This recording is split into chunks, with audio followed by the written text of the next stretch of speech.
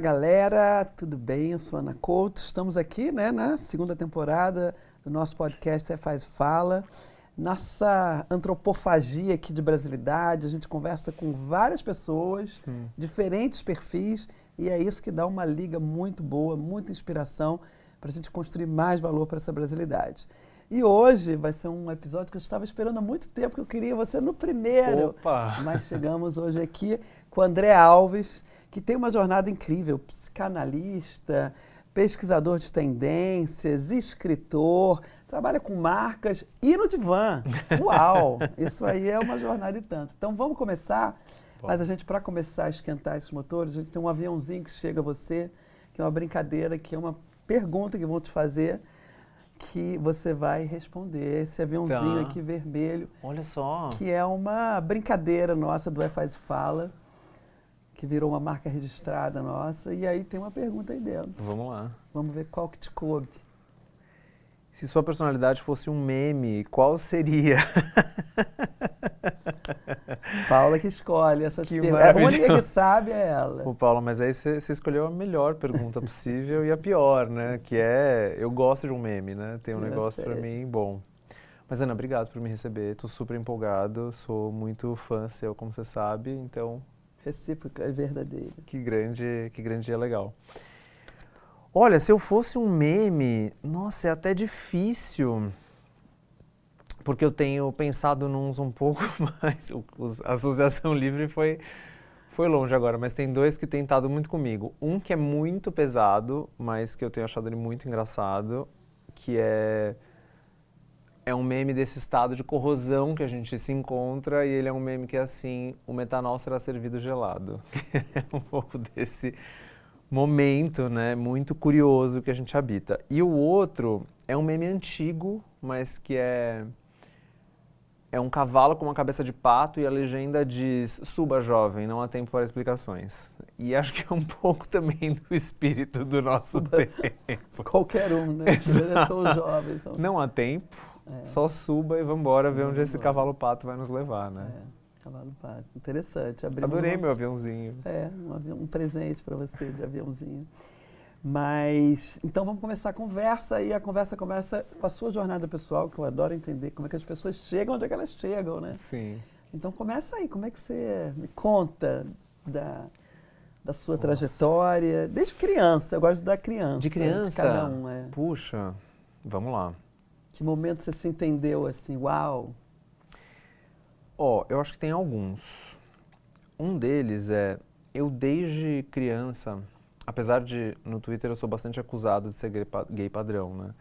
Mas desde criança, eu era uma criança viada desde muito cedo, né? Eu sempre fui o viado da sala, da escola e tal. E aí acho que o grande momento que eu me encontrei foi quando eu comecei a fazer teatro. Eu fiz teatro por 10 anos, no colégio todo, assim, acho que foi uma luz. Colégio careta, um colégio aberto, pais Caretíssimo, caretas, sim. como é que era? Olha, eu sempre tive uma mãe muito aberta e um pai muito careta. E os dois nesse embate constante de o que vai ser dele, né? E filho único, filho de muitos? Alguns irmãos, dois que eu não tenho contato, só por parte de pai, e um irmão mais novo com quem eu fui criado e tal. Pai e mãe, de pai e mãe. Pai e mãe. Mas eu sempre fui meio peixe fora da água, né? Assim, porque eu nunca gostei de futebol, eu nunca gostei do clássico, assim. Então, pra mim era mais difícil. Mas o teatro foi assim, nossa, peraí. Aqui tem um negócio que eu não sabia que existia.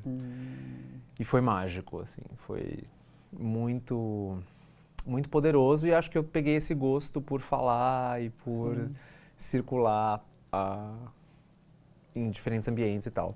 Incorporar muitas mentes. Exato. Acho que veio daí. Acho que um outro momento que eu me encontrei foi quando eu fiz terapia pela primeira vez, né? Que idade você tinha? Eu tinha 10 anos. E aí, era exatamente por causa da minha sexualidade. Acho que quem capitaneou eu sempre tive uma avó muito presente, né? Minha avó é minha madrinha, então ela é muito... Eu fui o primeiro neto dela, né? Então imagina. E acho que ela me levou para a terapia, Ana, esperançosa de que aquela terapeuta ia operar uma conversão. Coitada, deu muito errado. Não, mas que bom que você entrou nessa reflexão, né? Exato, Cedo. Né? e que eu não passei por um processo muito traumatizante, É. né? Então acho que foi um outro momento muito legal, assim, que a doutora Luísa Madeira, ela inclusive é bem badalada, assim, Que ela me legal. ajudou demais. Acho que a faculdade, né, também sempre faz com a gente um negócio muito mágico. Aí você fez o quê de faculdade? Eu fiz comunicação. Comunicação. Comunicação, eu fiz na PUC do Rio, que é aquele esquema comunicação muito, né? E, Fizemos o rebranding da PUC do Rio. exato. Bom, eu sou apaixonado pelo Rio de Janeiro, Que né? legal. Assim, morei lá 4 Você é paulista? anos. Sou paulista, mas não conta pra ninguém. Não, um segredo entre nós. E aí, acho que o Rio e a PUC, tudo mexeu bastante com a minha cabeça. E acho que a comunicação de uma forma geral, né? A gente tinha aula com jornalistas, né, badaladíssimos, que tiveram seus jabutis nas costas, ou mesmo teoria do cinema 1, 2, 3, teoria Você da entrou na comunicação. faculdade que ano? 2000 e alguma coisa, não vou lembrar agora. E acho que esse foi um grande momento, assim. E aí eu comecei a trabalhar nessa indústria da comunicação. E foi cedo também que eu saquei que meu negócio era um pouco diferente, assim. Eu achava interessante toda a conversa sobre construção de marcas, estratégia e tal, mas eu fui muito rápido enveredando para um caminho da pesquisa. E aí, Por que motivo? Entender mais? acho que sim, né? O que tá por trás dessas escolhas todas que tantas pessoas fazem e que mexe tanto em tanto dinheiro, né? Sim. Sabe aquela... Tem um paper muito clássico, né? De antropologia do consumo, né? Que, então essa rede de supermercados coloca uma música para tocar, as pessoas compram um vinho italiano. Troca a música, é o vinho francês. Isso sempre me interessou muito. Circuito mental, de onde Exato. passa. O que acessa, né? O que acessa? E aí eu comecei a trabalhar com pesquisa de comportamento e consumo, né, basicamente. E aí dentro disso eu fui achar um lugar ainda mais específico, que era a pesquisa de cultura e comportamento ou pesquisa de tendências, né? E aí eu conheci um grande ponto de virada foi quando eu conheci o Lucas, meu sócio, com quem eu aprendi muito logo de início, e o Lucas trabalhava já com pesquisa de tendências, e a gente juntos foi enlouquecendo, né? Assim, aí eu passei um tempo, como eu te falei, eu passei um tempo na Box, 1824, trabalhei lá um tempo, conheci muita gente legal, e ali especializou bastante, mas na paralela eu já estava bastante incomodado com... Senti que batia num teto teórico, né, eu acho que eu preciso de um pouco mais. E aí a psicanálise me achou, né, me achou como analisando, como paciente, mas também como estudante. Você continuou fazendo terapia? Parei, voltei, voltei. Mas está sempre na sua reflexão. Exato. E aí eu achei uma analista específica que mudou a minha vida. A gente ficou juntos 10 anos trabalhando, eu fui aluno dela. E aí eu fazia parte de um grupo de estudos de psicanálise e cinema durante uns bons anos. Você como cliente no divã ou só como estudante? Eu era paciente dela e estudante ao mesmo tempo. Então já fez um combo, exato. O cupom, né, já pegou. E aí eu comecei a estudar psicanálise na paralela, e aí eu não parei mais, né? É o que a gente aprende, que psicanálise é um grande esquema de pirâmide, né? Brincadeira. Mas que a gente não consegue sair, né? Você não para de estudar. E aí, depois que eu saí da Box Nova York, né? Que eu fiquei um tempo lá trabalhando, na operação que a Box montou em Nova York. E foi o meu sonho americano, né? Que é quando você... Imagina, na pesquisa de tendências, né? Tem 3 cidades no mundo que são grandes cidades, né? Que hoje é Seul, Nova York e Londres. Então, trabalhar lá era muito impressionante. Hoje eu discordo, hoje eu acho que é São Paulo mesmo o negócio. Não, agora não dá um bom contexto. Nossa, não, exato. Para isso. E aí eu fiz formação, o Lucas e eu, a gente abriu juntos a Float, e assim que eu vim parar aqui, né, nessa costura meio maluca. E aí você ainda trabalha com pesquisa, aí trabalha sendo psicanalista, com clientes no divã, e trabalha para marcas. A gente se encontrou, né, num desafio aí de uma marca. Como é que é conjugar isso tudo? Como é que você fala da sua... Estamos ainda no seu pessoal aqui. Pois é uma costura curiosa mesmo, mas tem quando eu fui fazer a primeira entrevista na minha formação, faz muitos anos isso. Acho que a primeira coisa que saiu de mim, que eu me surpreendi quando saiu, foi, eu acho que eu tô aqui para transformar o indivíduo em sujeito. Acho que como seu propósito máximo, seu maior talento nessa jornada ser acho que ciências do consumo, exato. Ciências do consumo de uma forma geral é muito atravessada pela antropologia e pela sociologia. E a psicanálise é um bicho diferente, né? Na psicanálise a gente vai mais fundo em algumas coisas, apesar de, né, a história da psicanálise é muito atravessada por pensamentos interessantes, né? O Deleuze e Guattari, por exemplo, o Lacan faz, o Deleuze e Guattari cortam essa bola mais para frente, que é sintoma sociosocial, né? Então o mundo mora dentro de nós e de alguma forma a gente é atravessado, mas cada um dá o seu destino, né, para o grande outro.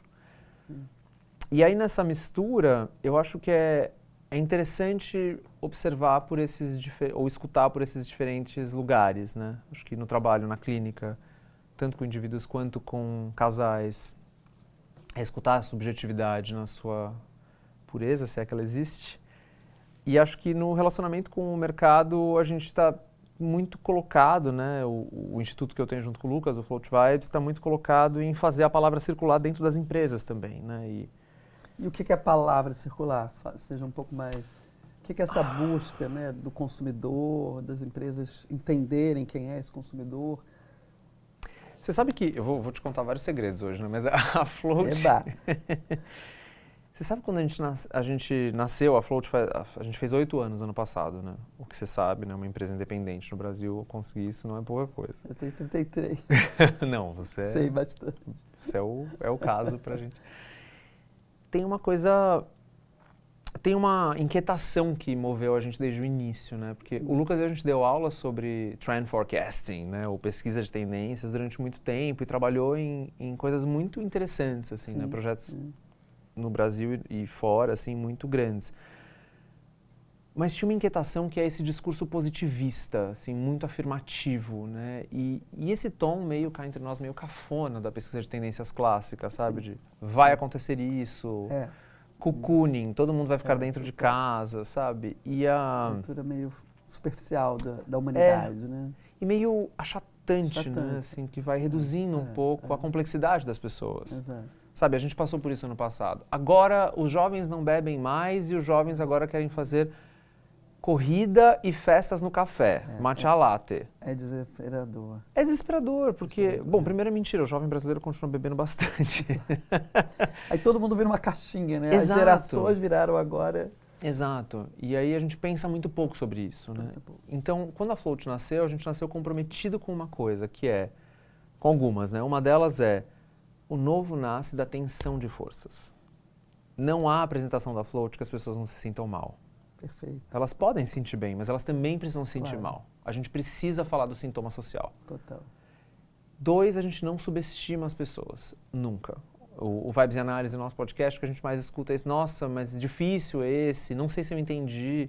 Ótimo. Ótimo. Não é para ser entendido em sua totalidade, porque isso não existe.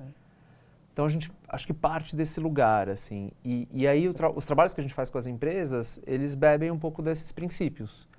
Desde investigações mais profundas sobre um assunto. Então, o Boticário nos contrata para falar, o que é amor no contemporâneo?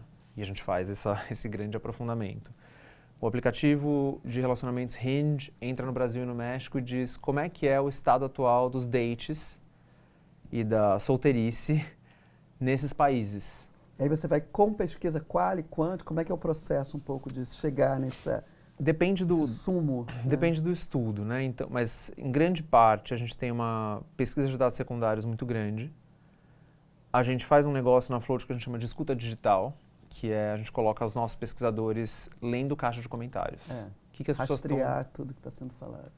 No inconsciente a céu aberto que a gente chama de internet. O que as pessoas estão dizendo. Né, quais as conversas que elas estão tendo, o que é polarizante, o que elas detestam, do que elas falam mal, o que é uma piada, o que não é, quais são os melhores memes, né? Por isso que eu amei meu aviãozinho. E aí,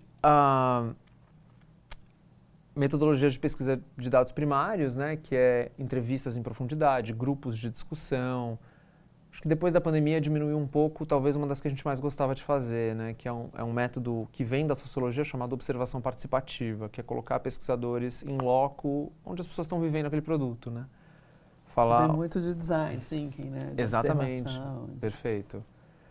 E aí, em alguns casos também estudos quantitativos, né? E aí, esse é um jeito de trabalhar. O outro jeito de trabalhar é a gente desenha estudos que são mais ambiciosos sobre assuntos e a gente capta patrocínio ou faz isso meio comissionado ou às vezes em parcerias, tal. Foi assim que a gente fez a Era dos Fandoms, aquele estudo sobre a idolatria, né? O brasileiro é muito bom de ser fã de muitas coisas. Curioso, né? Fascinante. Fascinante, assim. Por que tatua a música da Taylor Swift? Por que o time de futebol, o jogador favorito, o filme, a série favorita, por que é tão... Por que consome tanto dinheiro? Você acha que o brasileiro, ele tem um comportamento diferente em relação aos outros? Eu acho que sim e não. Eu acho que a gente está num momento sócio-histórico em que uma das palavras, um dos dicionários escolheu como palavra do ano, né, as relações parassociais. A gente tem sido muito bom em fazer esse tipo de ligação que ela é unilateral. Eu juro que a Taylor Swift é minha melhor amiga, mas ela não faz ideia de quem eu sou. Né? Eu tenho certeza que essa música foi escrita para mim, mas eu não na verdade a pessoa nem sabe que eu existo. E isso move montanhas, né? Sim. E geralmente as identificações hoje, fazendo um parênteses, né? Existia um tempo em que a cultura ela era muito orientada por grupos ou subculturas que tinham valores partilhados, interesses partilhados que eram cultivados e cultuados com uma certa recorrência. Dentro de uma comunidade ali... Exato. Fechada, quase, né? Nesse estado que a gente está do individualismo tardio, me parece que grande parte das organizações sociais, elas estão ao redor, ou culturais, elas estão ao redor de identidades, né, de pessoas, de IPs, como chamam as plataformas de streaming. Quer dizer, deslocou o senso de comunidade pelas pessoas, os valores, para algumas pessoas que conseguem gerar esses grupos. As fanbases. As fanbases. Os fandoms, né, os reinos dos fãs. E aí, o brasileiro ele é interessante, né? Porque a gente tem certeza que a gente é dono da internet. E o nosso jeito de cultivar e cultuar é muito particular. Né? E acho que também pelo fato de que, de fato, a gente acredita na Float que o Brasil é a capital mundial do viralismo. Né? A gente tem uma relação com o digital muito intensa. A gente é o primeiro país do mundo em tempo de tela, em tempo nas mídias sociais. Isso, né? A gente bate... um dos dados se a gente junta os alemães e os japoneses, não dá o tempo que o brasileiro passa todos os dias nas telas. A gente é a maior população de influenciadores do mundo, a gente é a maior juventude que quer ser influenciadora no planeta e a gente também é um dos países que mais consome informação, de notícia. Pelas redes, pelos influenciadores e pelas páginas de fofoca, né? E quando quer botar, né, a Anitta no primeiro lugar do Spotify, vai todo mundo. Exato. Quer botar o filme, né, Ainda Estou Aqui, vai todo mundo, as pessoas ficam até com medo da força da comunidade. Exato. Mas dentro desse contexto de brasilidade, que a gente fala muito, eu acho que essa nossa conversa aqui, é o país mais ansioso, né, tem dados que é o país mais ansioso do planeta. E é uma contradição de um país que se vê alegre, que se vê, né, dentro de contexto de família, de fé. Como é que você vê essa contradição? Por que a gente é tão ansioso? Você acha que está ligado a esse contexto que você acabou de falar? Eu acho que sim. Acho que uma parte, com certeza. Talvez a gente está diante do maior experimento de o que a gente chama de recessão cognitiva na história da humanidade. Né? E ele é promovido em larga escala pelo capitalismo tecnológico. Isso eu sou bastante firme. Capitalismo tecnológico é boa. É um bom conceito. E acho que tem outras razões, né? Acho que tem uma delas que também é muito importante, que a gente é um país muito violento. E acho que o estado de alerta que a insegurança física e material coloca um sujeito, ele não é desprezível, pelo contrário, é muito sério. Né? A gente vive numa inteligência reativa muito grande. Cortisol a 1000 o tempo todo. Lá em cima. Ou fugir, ou está sempre ameaçado. Exato. E aí a ansiedade. Dá pra gente pensar nas condições de vida no Brasil também, né? No tamanho que a gente tem de desigualdade, na luta que é para muitos. Né? E como, apesar da gente ter algumas coisas no nosso sistema social que funcionem muito bem, a gente sabe que uma grande parcela da população vive numa situação de desamparo. Né? Como é que a gente pode ser esse país que eu acabei de falar, né? A nação dos ring lights, que é muito bom em pegar uma câmera, enfiar na cara e falar com essa câmera, e ao mesmo tempo 30% dos lares brasileiros não têm saneamento básico. Né? Então A tecnologia deu um celular para cada um, né? Deu uma oportunidade, de certa forma, ao mesmo tempo trouxe a informação para dentro de cada um. Por isso que vem a influência, é muito rápido, vem as bets, é muito rápido. Né? A coisa pega fogo muito rápido. E aí a gente exporta o quê? Né? A gente exporta afeto, a gente exporta o país mais, né, empático, alegre, festeiro, o país que mais faz festa. Né, como é que fica isso? Onde é que está esse gap? Né? O Brasil agora está sendo mais visitado, está super cool. Né? Então, assim, virou, e a gente fala muito dessa potência do soft power do brasileiro. O que acontece nesse momento? Você entrevistou o Luiz Simas, né? Então, você sabe, acho que ali ele tem umas respostas muito boas mesmo, porque eu acredito que o projeto do Brasil ele deu errado mesmo, no sentido de, no melhor sentido possível, que é você desenha um país em cima da desigualdade e em cima da negação, né? A Lélia Gonzalez tem um trabalho fenomenal, assim, de nos mostrar que a neurose brasileira ela é de negação. A gente nega as nossas raízes, a gente conflito, nega a violência que nos constitui. Não somos racistas, não somos... Exato. E se tem uma coisa que a psicanálise nos ensina quando a gente não consegue relembrar, para elaborar e atravessar, o que a gente faz? A gente repete. E a gente faz de novo. E a gente se choca, nossa, mas como assim a gente tem uma juventude atual tão violenta? Bom, porque a gente não consegue elaborar um trauma histórico que vem sendo passado transgeracionalmente. Mas nesse sentido, o projeto ele também deu errado, porque a gente é uma potência mundial da alegria. A gente é muito bom. É muito bom. A gente consegue forjar o belo no horror. Mas a gente também consegue dar um show de horror. E acho que a gente está o tempo inteiro nesse fio da navalha. Porque... Mas é uma dialética ou é o fio da navalha? Eu acho que é um paradoxo mesmo. É um paradoxo. É um paradoxo que a gente tem muita dificuldade, inclusive, né, de navegar. Mas é aquela cena do agente secreto, sabe? Que o personagem do Wagner Moura, Marcelo Armando, ele entende que ele está jurado de morte, que ele está sendo perseguido. E quando ele sai desse prédio, tem um bloco de carnaval em Recife na frente dele. Ou tem um morto ali na frente que virou paisagem. O cara do posto diz para ele assim, tá tudo em ordem. Essa palavra, né, ela é maravilhosa. Ordem e progresso. Então, acho que a gente é muito bom de dissociação e, ao mesmo tempo, tem alguma coisa na nossa capacidade de produzir alegria, né, de ser um país muito, e de ser uma cultura, vários países, várias culturas dentro de um, mas acho que a nossa capacidade de fazer apoteose é inacreditável. Acho que é maravilhoso, eu já viajei para muitos lugares no mundo, nunca vi igual a gente tem aqui. Então, nesse sentido, acho que eu sou um brasileiro incurável, né? E penso... Somos todos. Somos todos. Quer dar um próximo passo de verdade na sua carreira em marketing e branding? Conheça a Assinatura Laje, a comunidade mais completa de aprendizado e networking do mercado. Aprenda com especialistas, pratique com desafios reais e evolua com quem faz. Acesse laje.com.br. Mas quando a gente vê, né, aí eu acho que tem essa conversa da mudança, da evolução do capitalismo, para a gente entender também que são, né, o que a gente precisa lidar, né? Você fala um pouco do Mark Fisher, do fim do futuro, e a gente está falando assim, gente, a gente não tem mais... Todo o futuro que a gente pensou já aconteceu, né? O Matrix, os Jetsons, a gente vive nessa realidade e realmente a gente não consegue mais projetar futuro. O que é isso dentro de um país que você fala, já não deu certo? Ou estamos num caminho diferente agora? Estamos num caminho diferente? Eu acho que sim e não. Eu acho que sim no sentido de, bom, se dar conta de que algumas coisas não conseguem avançar, Mas, ao mesmo tempo, tem, acho que esse estudo que a Quest fez, né, do Felipe Nunes, o Brasil no Espelho, é talvez uma das coisas mais importantes que a gente tenha produzido nas últimas décadas, pensando...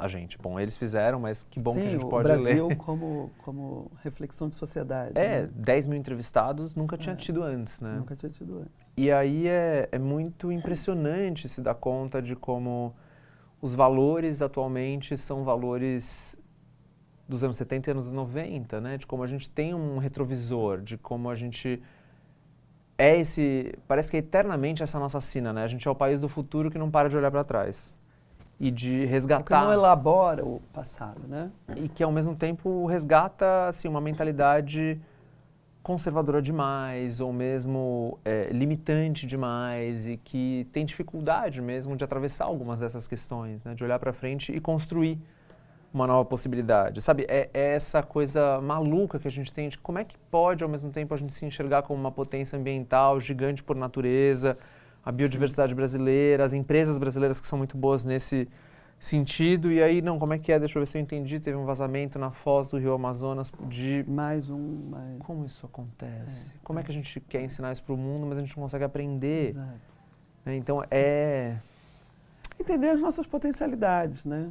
Claro. Eu acho que quando a gente não reconhece, né, e essa reflexão narcísica no sentido de quem que eu sou, o que é bom, porque ninguém é bom e ruim, só, né? Você não é só bom e nem só ruim, a gente é essa constante evolução.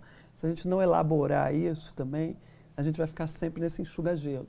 Que não sei se é olhar para trás, assim, eu olho o país, eu acho que a gente evoluiu muito. Acho que a gente precisa, talvez, alguns frames de referência para a gente também não se perder nesse lugar da narrativa, da falta de conteúdo, de comunidade, falta de senso de pertencimento. Existe uma falta de senso de pertencimento, exatamente porque eu sou a melhor amiga da Taylor Swift. Mas ela não é a minha melhor amiga. Né? Eu sou dela, ela é minha, mas eu não sou dela. Então você gera ali uma solidão, uma falta de pertencimento muito grande, que eu acho que a gente está nesse momento, né, do jovem, não tem qual é a relação com a família, qual é a relação com o trabalho, né, o trabalho desconstruído, com a família desconstruída. Então, a gente precisa, de certa forma. E aí o que a gente encontra também, e aí a gente trabalhando, né, com branding, que é a antropologia e o design, criando narrativas que tenham, e você trabalhando com a psicologia e com marcas, como é que você vê essa transição? Porque a construção de narrativa é a construção de significado também, né? Claro. Então, se a gente está... As organizações já não conseguem, ninguém está conseguindo criar significado. Acho que ninguém, muita gente. Ninguém no sentido assim, Sim. Não, eu acho que aí vai para esse lugar de melhor amiga de alguém que... Sim. Que eu não sei nem quem é, né? Que não está na minha rede.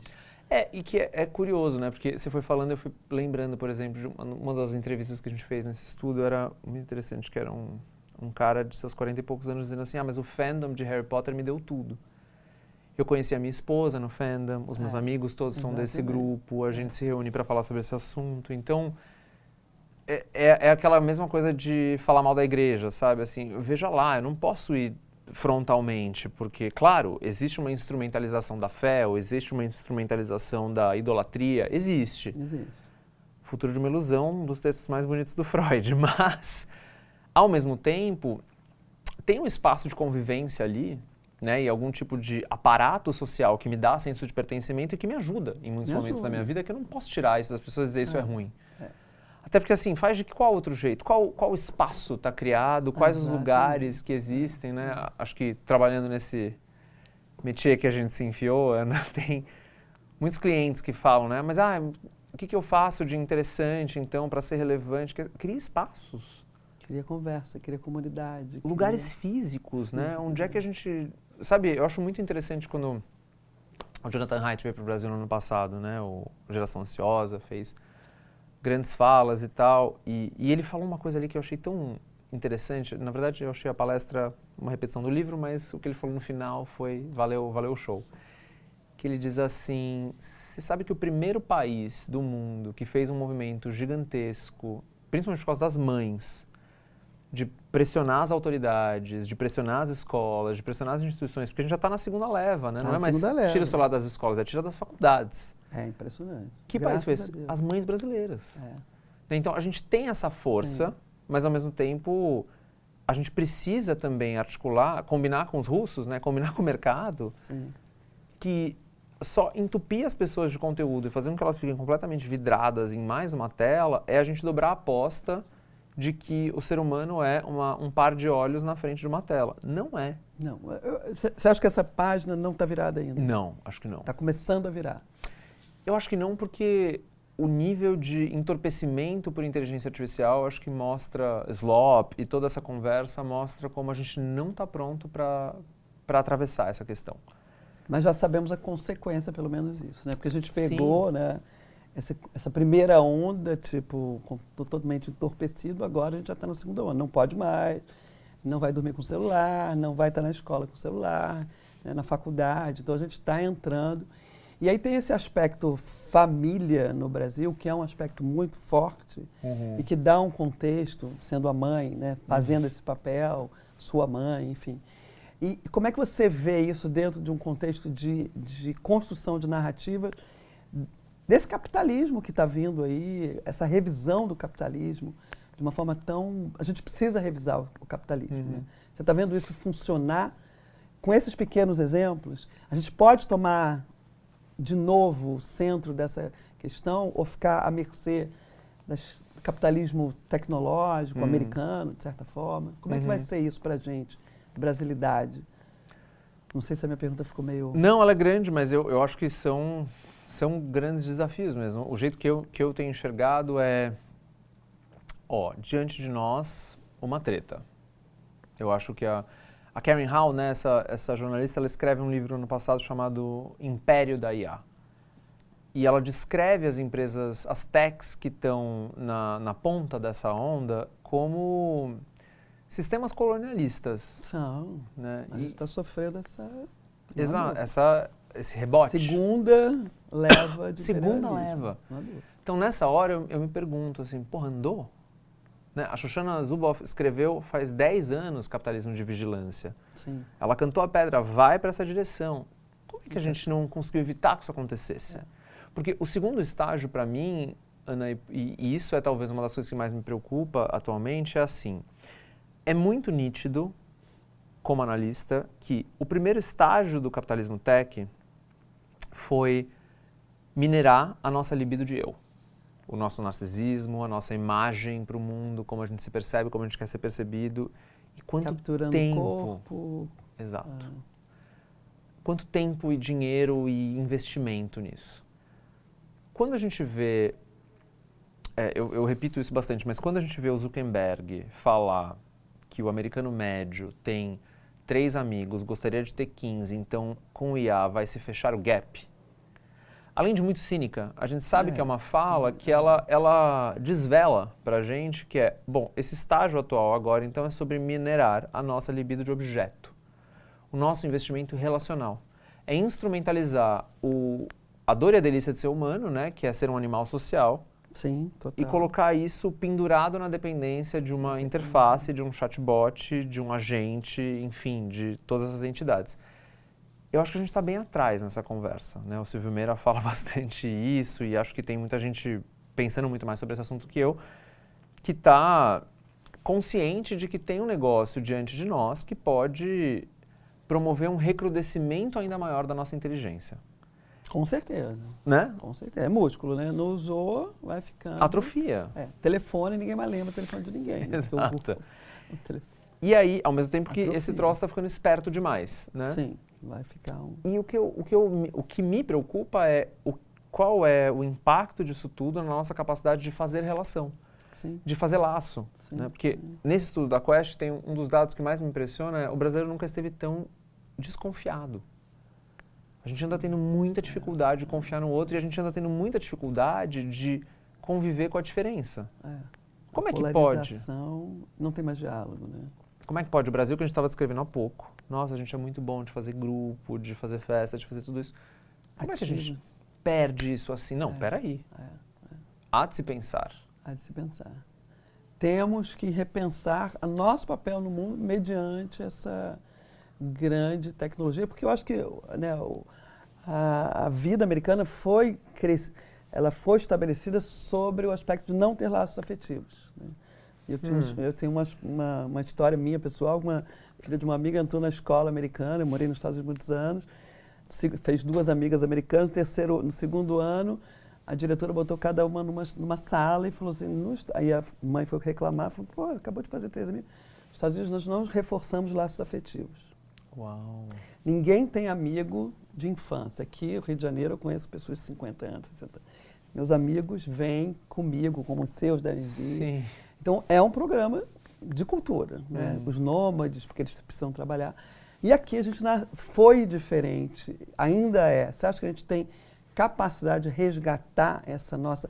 Porque aí o papel da cultura é muito importante, de entender a brasilidade com outro olhar, que não seja somente ser vítima de um capitalismo agora tecnológico, que está... Né? Podemos nos reentender como cultura da família, da fé. De outros modelos de família também, né? Quando eu digo família, eu digo super, grupos super, não, fiquei pensando de nisso. valores, né? Não tradicional, olha, pai e mãe. Se não nós, quem? Exatamente. Acho que esse é o... Eu participei no ano passado de um debate que eu fiquei muito impressionado, fiquei dias pensando nisso, né? Que era um debate sobre IA. Eu participei de um estudo, né? Fui um dos entrevistados. E aí eu estava entre o diretor de um instituto de IA no Brasil, alguém que está tentando correr atrás, né? E movimentar tecnologias brasileiras, empresas brasileiras, etc. E do meu lado esquerdo tinha um ativista, né? E a opinião dos dois era, essa guerra a gente já perdeu. Eu falei, o quê?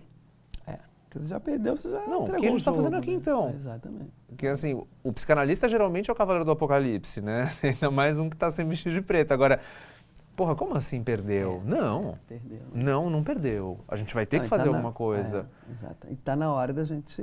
E acho que coisas têm sido feitas, né? Eu Também acho que existem muitos esforços, né? Assim, acho que as pessoas, de uma forma geral, elas não estão totalmente apáticas ou... Mesmo na crise de sentido que a gente habita, mesmo com todos esses dados impressionantes que você descreveu, ou que, né, a gente pode cavocar sem parar, mas há muita coisa sendo feita. O incômodo da crise, da ansiedade, não é um bom sinal para a gente refletir? Porque eu acho que crise, né, é isso.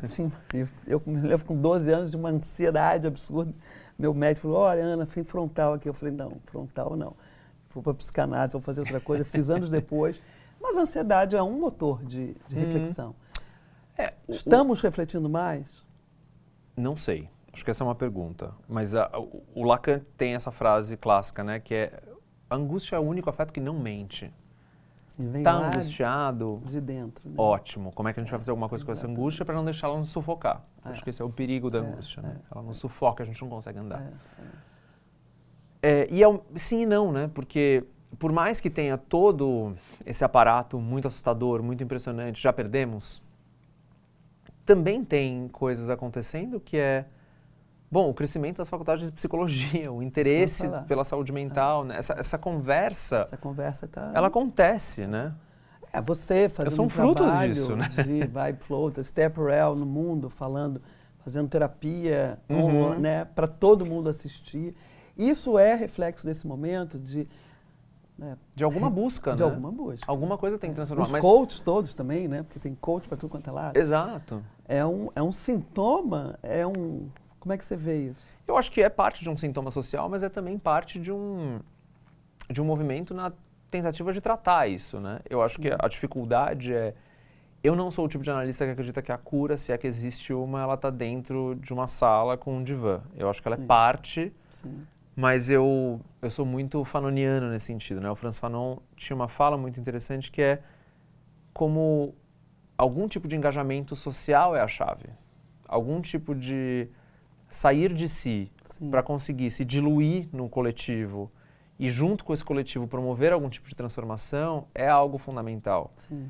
Nesse sentido, o americano é bom, né? Porque o lance da comunidade, né, local é um troço que está erodindo, né? Eles estão com um problema lá. Agora a coisa está diferente, mas era... Mas é também um valor, né? Um valor. E acho que nesse sentido tem algo para a gente assim, muito importante, que é não dá para criar ilhas, não dá para... Porque a tese está colocada, né? Ou é bunker ou é Marte e esse é o jeito. Não, gente, não.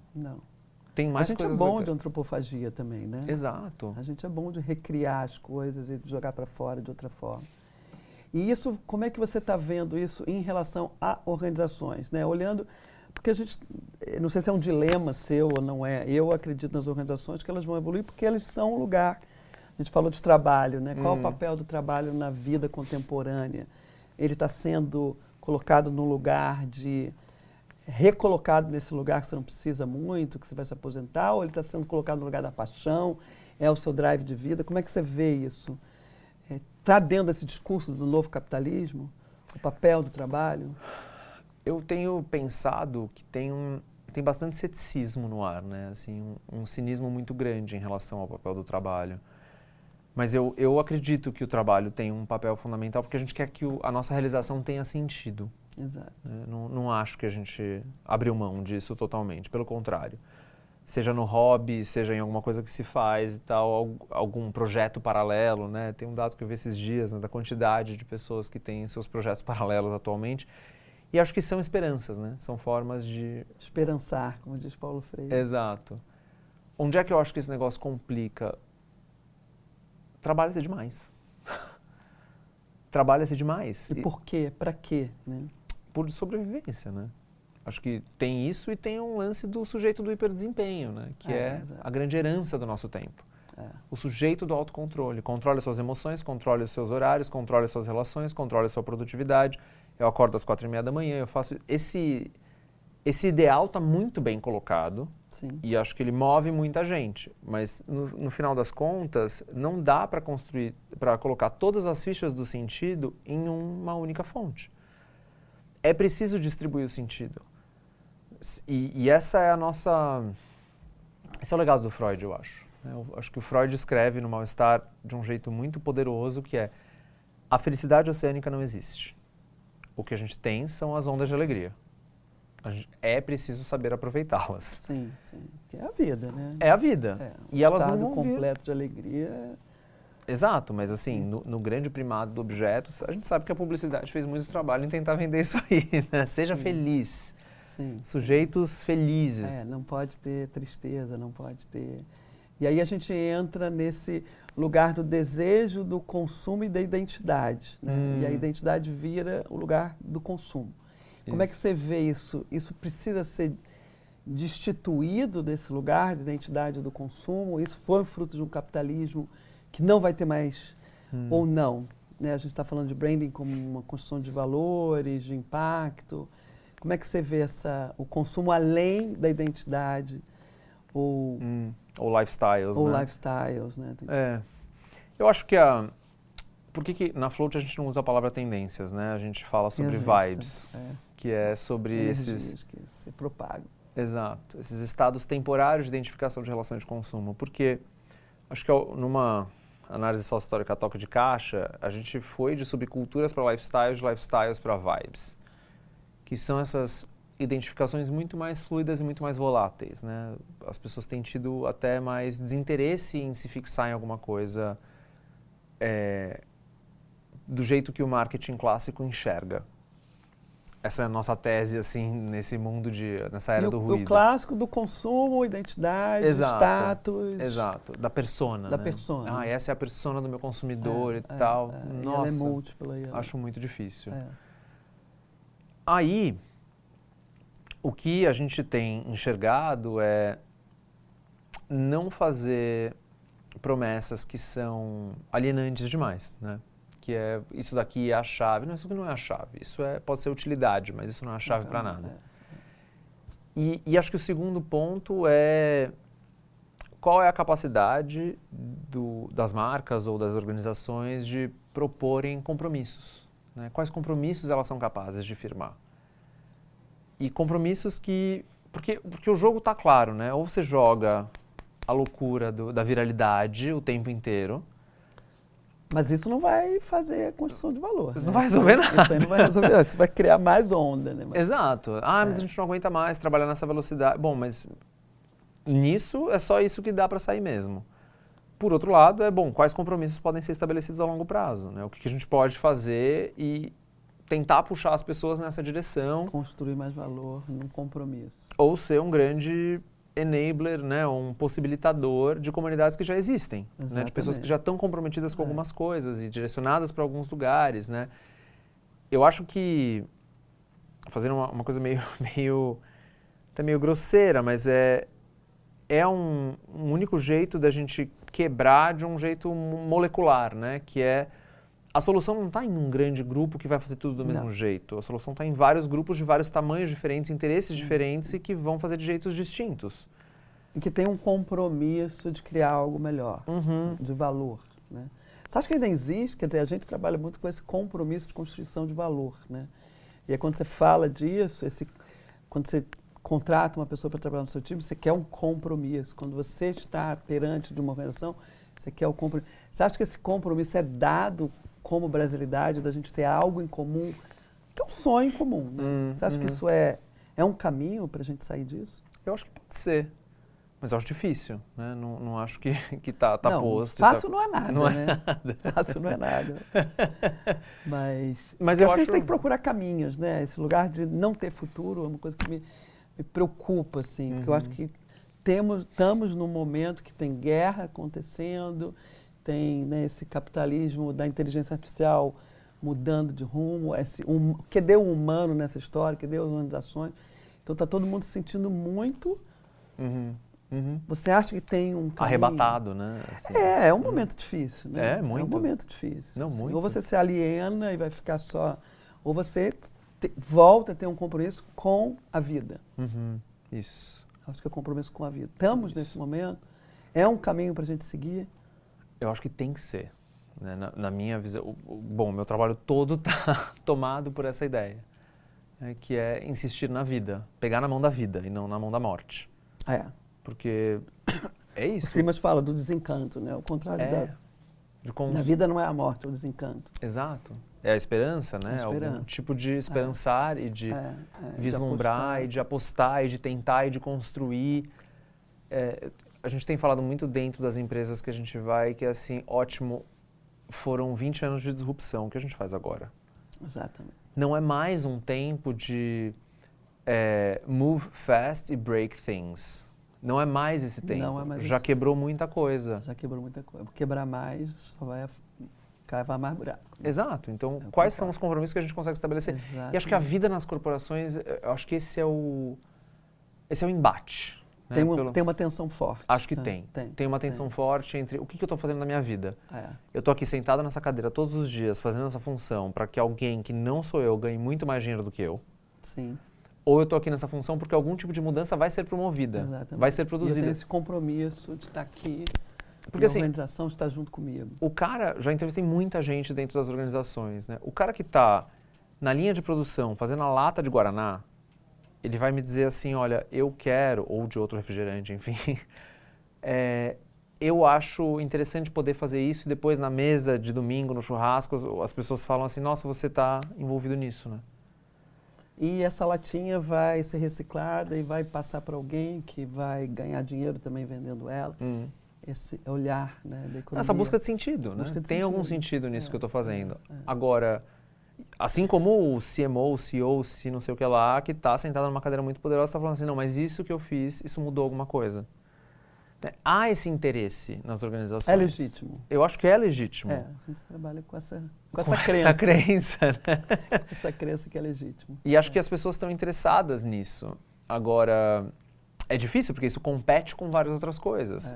Acho que isso compete principalmente com uma insegurança no trabalho muito grande, que é esse novo fator ainda por cima, que é eu estou trabalhando aqui com a ciência de que daqui a uma semana, um mês ou um ano, esse trabalho vai ser substituído por alguma coisa. Então, isso aqui é uma coisa que me tira do sério, me enfurece, assim, todos os dias eu brigo com uma notícia, né, que é empresa tal demite tantas mil pessoas por causa da IA. Inteligência artificial, Eu acho isso um grande delírio. É um delírio. Estamos em delírio, né, que por que isso está acontecendo? Por que a função de uma organização no mundo é puramente extrativista? E acho que esse é um ponto, tem dois caras... O capitalismo do século XXI já devia ter, né, o capitalismo extrativista do século XX foi estabelecido agora, a gente tem outras premissas, né? E a gente ensaiou, né? A gente ensaiou. Muitas empresas grandes, inclusive, conseguiram tomar essa... Sim. Mas sabe quando esqueci o nome dele agora, né, mas que escreveu o Institutification, né, ou a merdificação, e o Tim Wu, que escreve sobre o capitalismo da extração. Sim. Os dois fazem uma análise muito clara que é o capitalismo tech, ele deixa como grande legado o escalpelamento. Que coisa, É né? tirar tudo, porque você pensa, se a gente pensar no capitalismo industrial, né, eles ainda construíram bastante universidade pelo mundo afora, doaram para os museus, fizeram fundações, né? O capitalismo tech não tem nem isso. É puro lucro e concentração. E aí, nesse sentido... Não nasceram com essa premissa, né? O Google, quando nasceu, pegou 1%, ele abriu o IPO, ele botou na governança dele 1%. Todo o resultado dele, ele ia investir enfim. Isso mudou, né? Mudou. Isso eles trocaram de lado mesmo, nesse papel, sentido. Né? Se viraram... e tinham todo esse discurso do bem. Então, a gente precisa... eu acho que a gente está evoluindo para uma terceira etapa, né? Eu acho que não sabemos onde vai chegar ainda. Sim. Eu acho que a gente não sabe onde vai chegar ainda, mas vamos trabalhar para que chegue num lugar bom para a humanidade, né? Porque para quê, né? Ter tanto. Quando você olha hoje o teu divã, né? Você acha que as pessoas evoluem? Que momento que elas têm? Porque é difícil também você... né? Aquele imprint da infância, aquele padrão que vem, que você vai repetindo. Quando a pessoa muda? Porque a mudança é individual, né? A mudança vai ser sempre... E às vezes não muda, né? Às vezes não muda. Às vezes não transforma, mas acho que cada um cria a sua forma, né? Mas acho que tem uma coisa muito... Sabe que as sessões mais bonitas, assim, eu acho que me vem à memória, assim, te escutando perguntar isso, tem poucas coisas que são tão mágicas quanto... quando alguém perdoa o seu passado, né, que foi isso.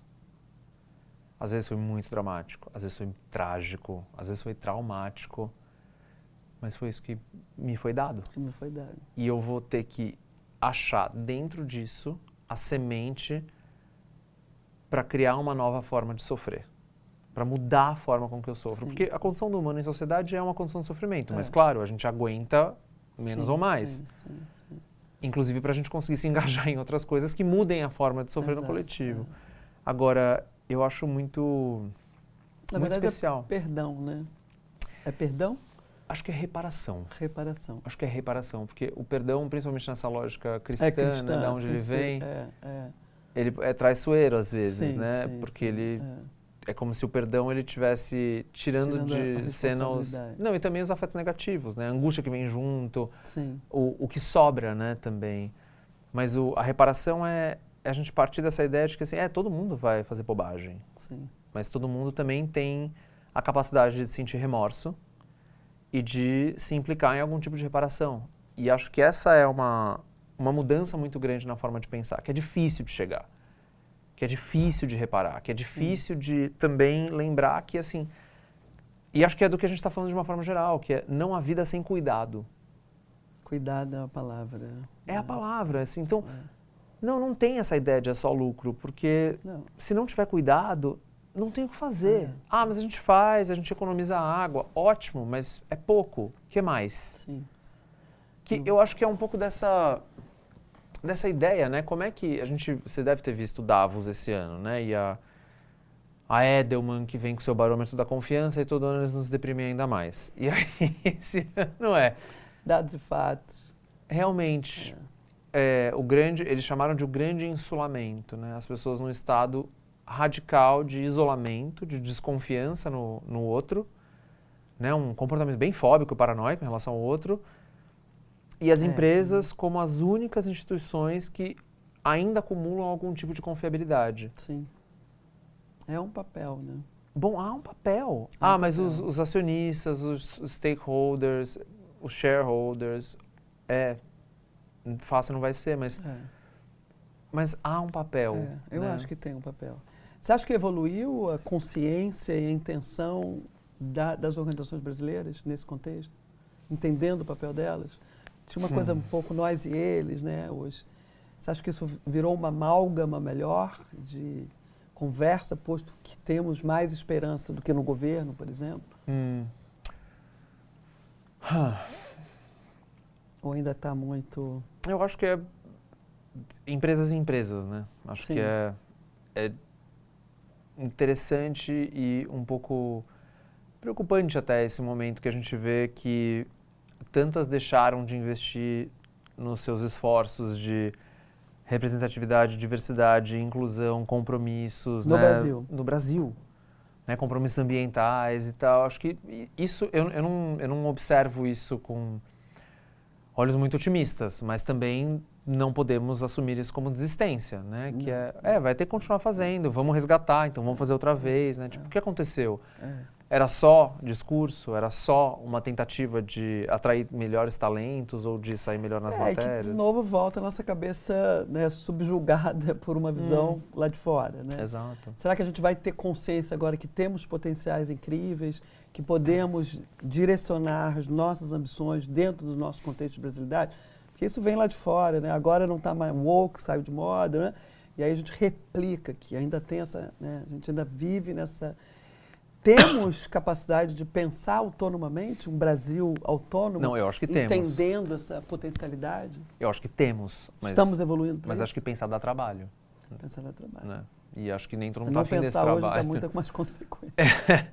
Total, mas é interessante isso que você puxou, né? Porque a gente está diante da primeira força cultural que tem o mesmo impacto de woke, que é trad, né? Que é o tradicionalismo como uma força de pensamento muito intensa, né? Muito pulsante. E, bom, a gente vai ter que criar um jeito de olhar para isso e lidar com isso. Sim.